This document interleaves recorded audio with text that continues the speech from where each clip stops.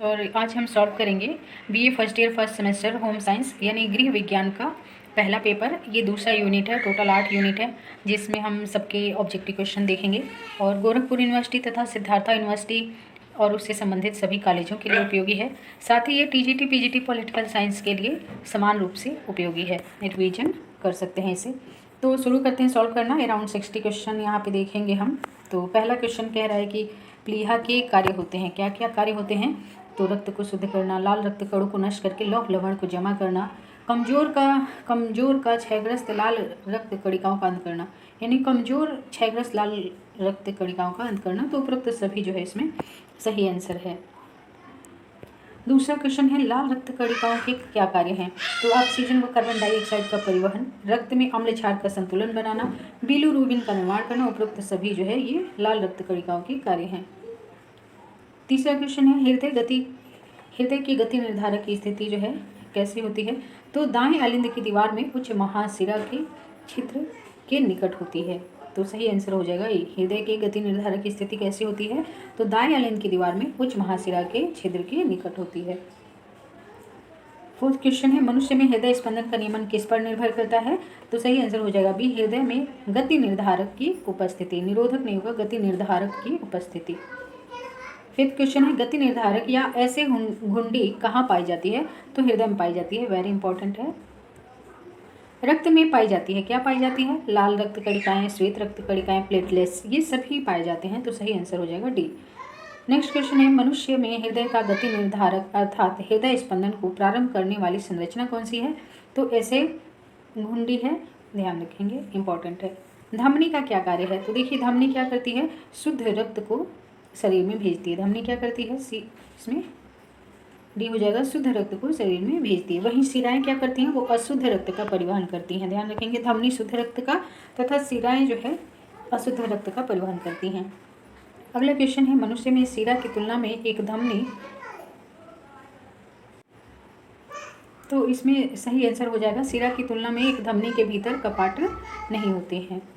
10th question है समस्त शरीर में रक्त को पूरा चक्कर लगाने में कितना समय लगता है? पूरे शरीर में रक्त को एक चक्कर लगाने में कितना समय लगता है? 25 सेकेंड, इंपॉर्टेंट है। आहार नाल के विभिन्न भागों से यकृत में रुधिर लाने वाली शिरा को क्या कहते हैं?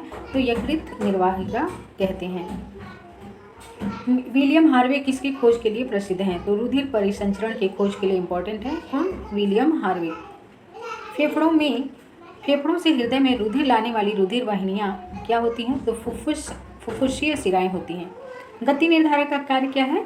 तो गति निर्धारक का कार्य है हृदय को रुधिर की आपूर्ति का नियंत्रण करना। सही आंसर डी। श्वेत रक्त कणिकाओं की उत्पत्ति कहाँ होती है? अस्थि मज्जा में होती है, अस्थि मज्जा में होती है। ये वेरी इंपॉर्टेंट है, ध्यान रखेंगे। एक स्वस्थ शरीर में कितना जो है रक्त होता है? 5 लीटर होता है, वेरी इंपॉर्टेंट। ये भी है। सर्वग्राही, ये वेरी वेरी इंपॉर्टेंट है। सर्वग्राही रक्त समूह कौन सा है? सर्वग्राही का मतलब जो किसी के भी द्वारा, सबके द्वारा ग्रहण किया जा सकता है। तो जो ए बी रक्त समूह है वो सर्वग्राही होता है, सभी के द्वारा ग्रहण करने योग्य होता है। अगला क्वेश्चन है शिरा का क्या कार्य है? तो शिरा जो है अशुद्ध रक्त को ले जाता है, अशुद्ध रक्त का परिवहन ये क्या करता है। जबकि हमने धमनी के बारे में पढ़ा था, धमनी जो है शुद्ध रक्त का परिवहन करता है, जबकि शिराएं अशुद्ध रक्त का। इसीलिए शिराओं का रंग जो है हल्का नीला या हरा होता है। आप देखते हैं जो आपकी नसें कई बार दिखाई देती हैं हाथ पे, आप देखेंगे तो। अगला है कि 90 नंबर क्वेश्चन है औसतन मनुष्य का हृदय 1 मिनट में कितनी बार धड़कता है? तो 70 से 72 टाइम धड़कता है, वेरी इंपॉर्टेंट है ये भी। रुधिर का थक्का जमने के लिए किसका होना आवश्यक है? वेरी वेरी इंपॉर्टेंट है। तो विटामिन के और कैल्शियम दोनों की आवश्यकता पड़ती है, किस लिए? रुधिर का थक्का जमने के लिए। अगला क्वेश्चन है रुधिर किसका बना होता है? तो रुधिर जो है प्लाज्मा और रुधिराणुओं का बना होता है। 22 नंबर क्वेश्चन है कि इसमें लाल रुधिराणु केंद्रक विहीन होते हैं। तो मनुष्य में जो लाल रुधिराणु होते हैं वो केंद्रक विहीन होते हैं। मनुष्य में हीमोग्लोबिन रंगा कहाँ होती हैं? तो लाल रुधिराणुओं में होती हैं। सही आंसर डी हो जाएगा। लगभग कितने मिनट में सामान्य घाव पर रुधिर का थक्का जम जाता है? मान लीजिए किसी को चोट लग गई और रक्त बह रहा है तो कितने देर में थक्का जम जाता है? तो 2 से 8 मिनट लगते हैं रुधिर का थक्का जमने में, रक्त का बहाव बंद होने में। हृदय कितने कोष्ठीय होता है? तो 4 कोष्ठीय होता है, सही आंसर ये हो जाएगा। रुधिर और कोशिकाओं के बीच रासायनिक आदान प्रदान किसके माध्यम से होता है? तो ऊतक द्रव्य के माध्यम से होता है ये। रुधिर और ऊतक द्रव्य के बीच रासायनिक आदान प्रदान जिसके माध्यम से होता है तो वो होता है रुधिर कोशिकाओं के माध्यम से। विटामिन के का प्रमुख कार्य क्या होता है? तो रक्त का जमना जो है विटामिन के का प्रमुख कार्य होता है। सही आंसर ए। घाव के स्थान पर जो श्वेत रुधिराणु होते हैं, श्वेत रुधिराणु का मतलब कि श्वेत जो रक्त कण होते हैं किस विधि से एकत्रित हो जाते हैं? तो कणिका पारण विधि से क्या होते हैं? ये एकत्रित हो जाते हैं। इंपॉर्टेंट क्वेश्चन है ये भी। हीमोग्लोबिन क्या होता है? तो हीमोग्लोबिन होता है क्या? श्वसन रंगा। रुधिरोत्पादक ऊतक कौन सा है? तो अस्थि मज्जा है। श्वेत रक्त कण का कार्य क्या होता है? वेरी इंपॉर्टेंट है। तो श्वेत रक्त कण का कार्य होता है क्या? रोग प्रतिरोधक क्षमता प्रदान करना। सही आंसर हो जाएगा सी। रोग प्रतिरोधक क्षमता प्रदान करना श्वेत रक्त कणों का कार्य होता है।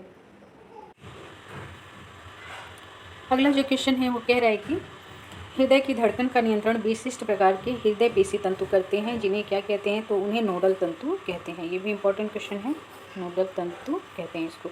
मनुष्य में सामान्य नाड़ी दर होती है वो कितनी होती है? तो ये होती है 72 प्रति मिनट। नाड़ी दर यानी जो हार्ट बीट होती है वो कितनी होती है? तो 72 प्रति मिनट यानी 72 बार 1 मिनट में। गहरे अंतः श्वास के बाद फेफड़े की अधिकतम उच्छ्वास सामर्थ्य को क्या कहते हैं? तो सजीव सामर्थ्य कहते हैं।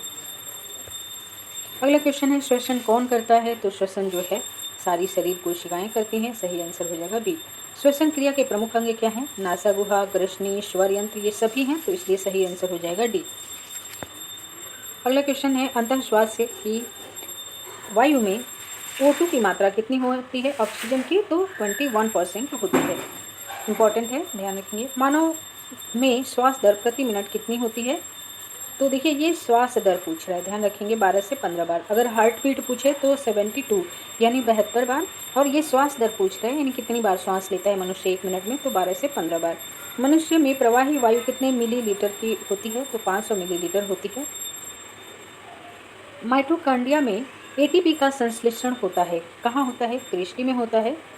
नेक्स्ट क्वेश्चन है उन कोशिकाओं में उपस्थित वलनों को क्या कहते हैं जिनमें एटीपी अणु बनते हैं? तो सही आंसर हो जाएगा क्रिस्टी में। 43 नंबर क्वेश्चन है स्तनियों में श्वास दर पर नहीं रहेगा, श्वास दर मुख्यतः किस पर निर्भर करती है? तो रुधिर में CO2 का सांद्रण कैसा है, इस पर निर्भर करता है श्वास दर। अगला क्वेश्चन है कोशिकाओं में ग्लूकोज के जारण में प्रथम चरण क्या होता है?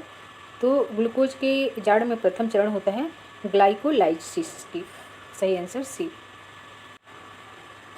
अगला क्वेश्चन है किसके साथ हीमोग्लोबिन सबसे अधिक तत्परता से मिलकर टिकाऊ यौगिक बनाता है?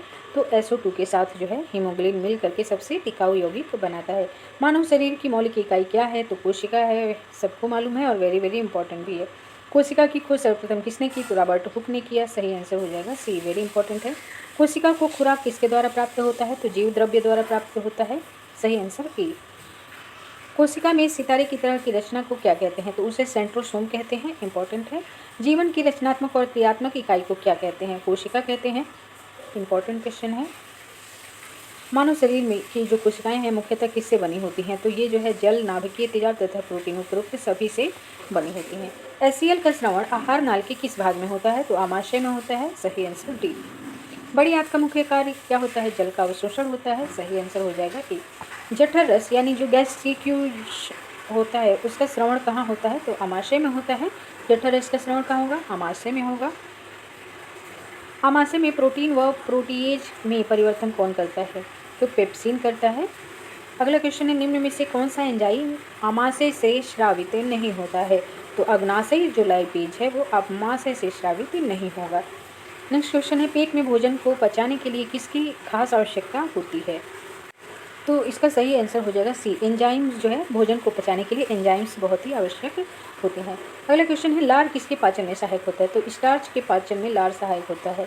अधिकतम पोषक तत्व रक्त में कहाँ से अवशोषित किए जाते हैं? तो छोटी आंत से अवशोषित किए जाते हैं। इंपॉर्टेंट है।